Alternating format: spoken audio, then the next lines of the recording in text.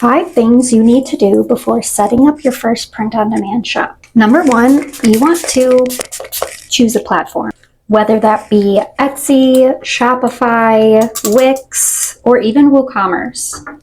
They all have their pros and cons, so do your research and see which one is going to fit best with your needs and where your customers are going to be.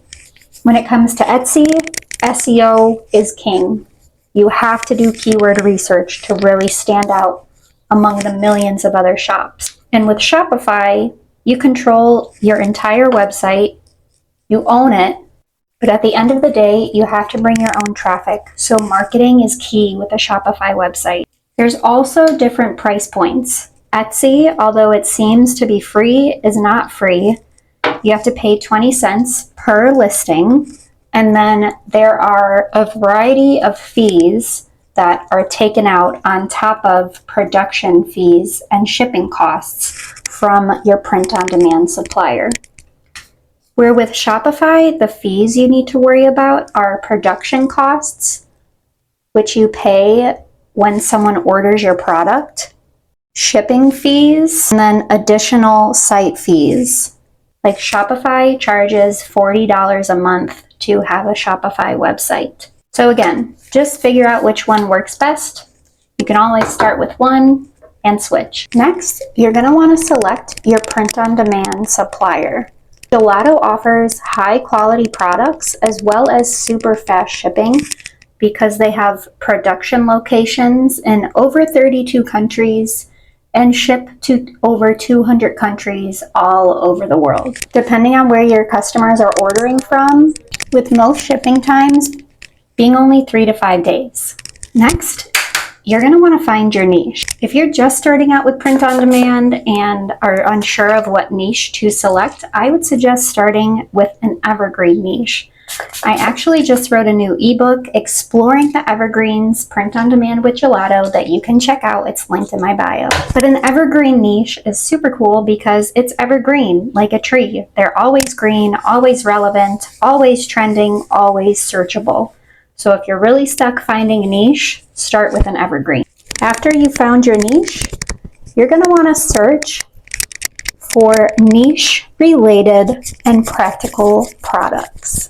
Something that your niche is already looking for, already buying, or willing to spend money on.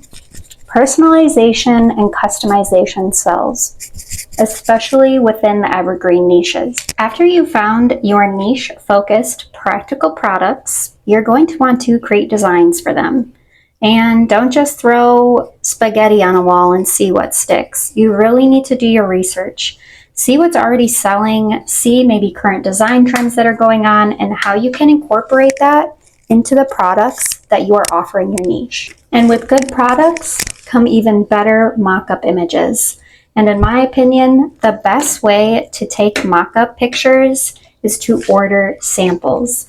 That way, you're going to see in real life how the quality is, how fast it's shipped to you, the quality in which it is shipped and packaged, all those things that your customer is going to experience firsthand. You're able to see if it's some type of product that you are really willing to put your name and your design on and then sell to your customers. After you've created your product, you want to go through and create your product listing.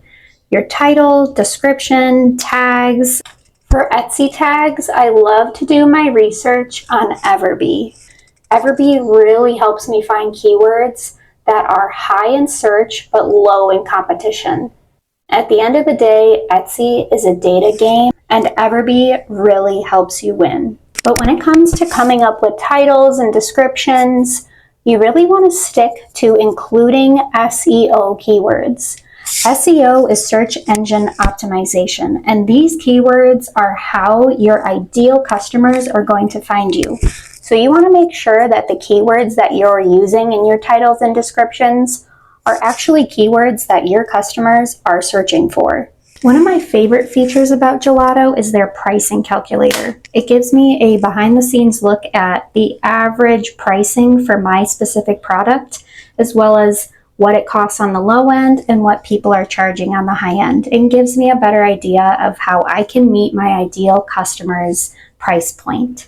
After your listings are ready to go, you can launch them on your shop. But in order to get paid, you need to make sure that you're setting up your payments through the shop that you select. We're getting paid through your website. Again, Etsy, Shopify, WooCommerce, and whatever payment option you have set up, PayPal, Stripe, etc. A good way to market your print-on-demand shops is through social media, but it also gives you an idea of maybe some influencers or creators that you can reach out to, send them samples, and then offer them a discount code if they are willing to post your products on their page.